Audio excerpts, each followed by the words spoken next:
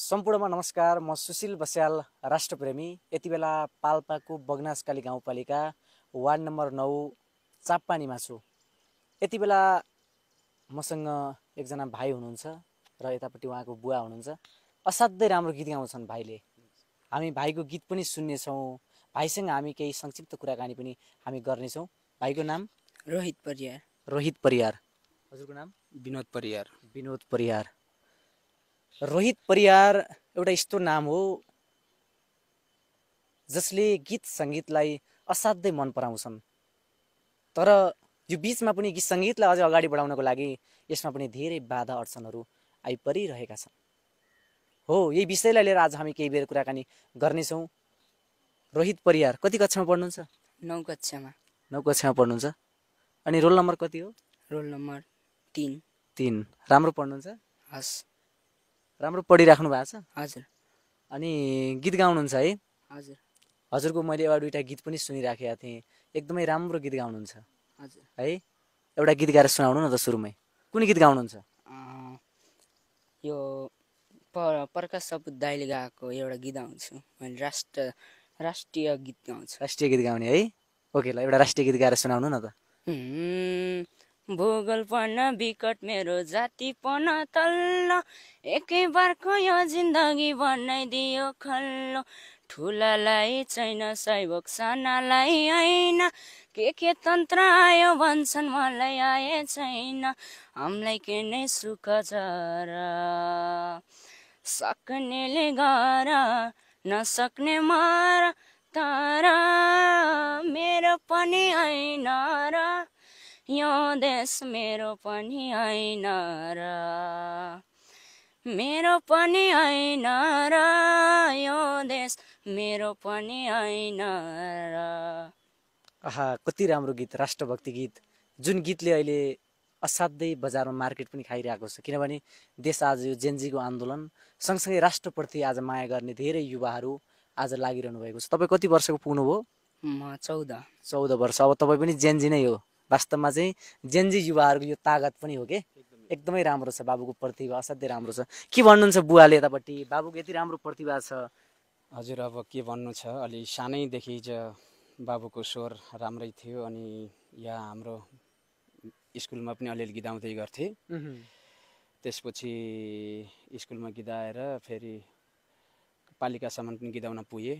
त्यहाँ पनि फर्स्ट हुने चाहिँ नि फर्स्ट भएर आएको थिएँ। त्यही हो नि हजुर। अब माथि हात छैन हाम्रो। के गर्दै हुन्थ्यो जस्तो लाग्छ? जस्तो स्थानीय सरकारहरू कसरी बाबुले गीत गाउँछ भन्ने त थाहा छ नि, कहीँ त्यस्तो केही सहयोग अथवा बाबुलाई हामीले राम्रो ठाउँमा पढाउनुहोस्, तपाईँसँग आर्थिक अवस्था कमजोर भए पनि हामीहरूले सहयोग गर्छौँ भन्ने मान्छे आएनन्?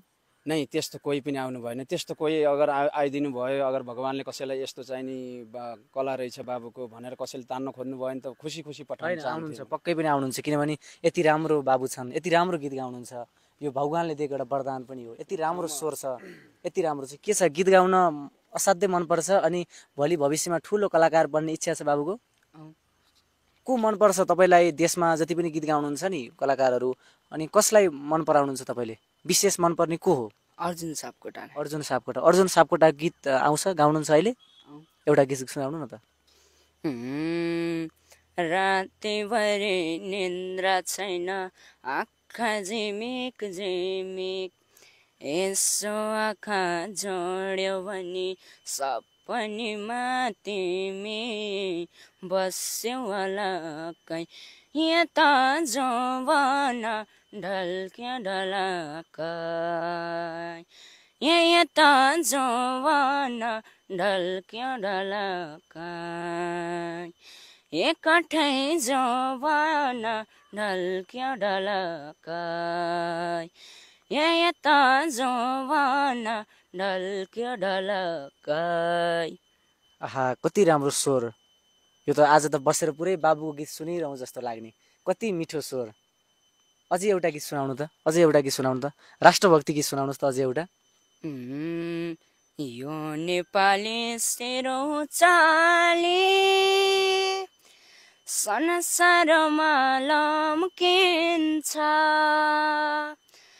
जुन किरे झैँ ज्योति बाली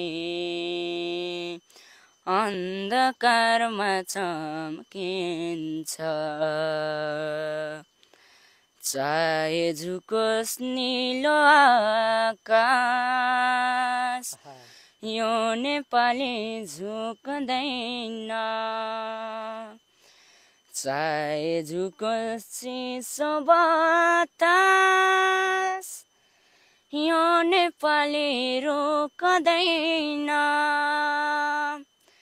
जुन किरे झै ज्योति बाले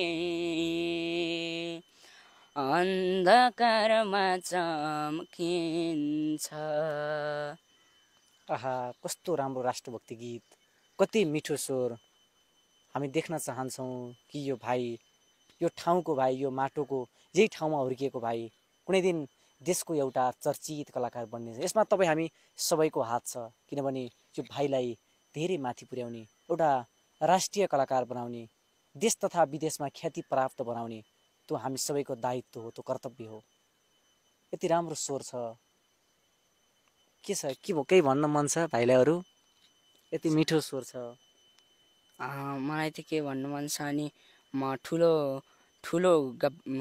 एउटा गायक बन्न पाऊँ, ठुलो राष्ट्रभक्ति गायक बन्न पाऊँ। राष्ट्रभक्ति गायक, पक्कै पनि यो भाइको यो सपना छ। आज यो भाइको सपना, यो मेरो पनि ठुलो सपना हो, किनभने मैले पनि मेरो नामको पछाडि राष्ट्रप्रेमी लेखेको छु।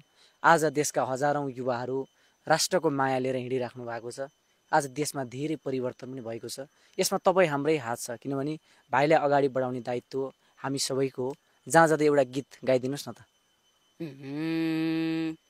कसले भन्यो पश्चिमबाट घाम लाउँछ अरू सबैमा सानो आँसो नमाग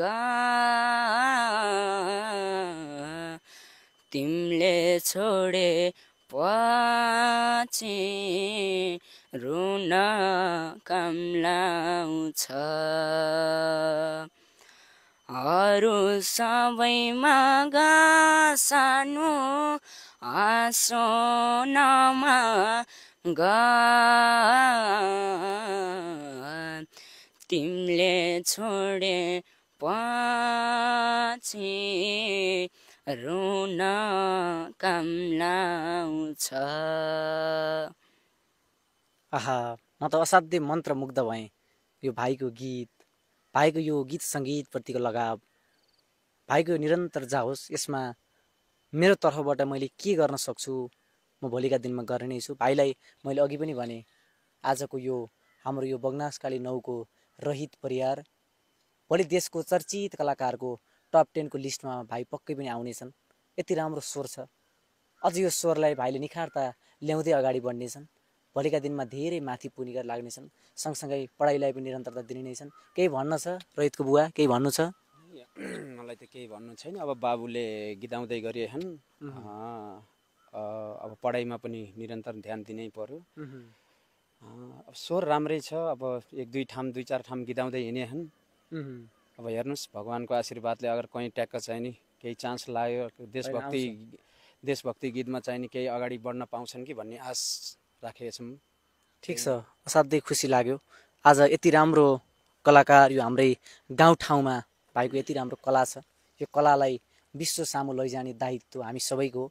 त्यसो हुँदा हामी यो भाइको कलालाई अगाडि बढाउनको लागि हामी निरन्तर लाग्ने नै छौँ।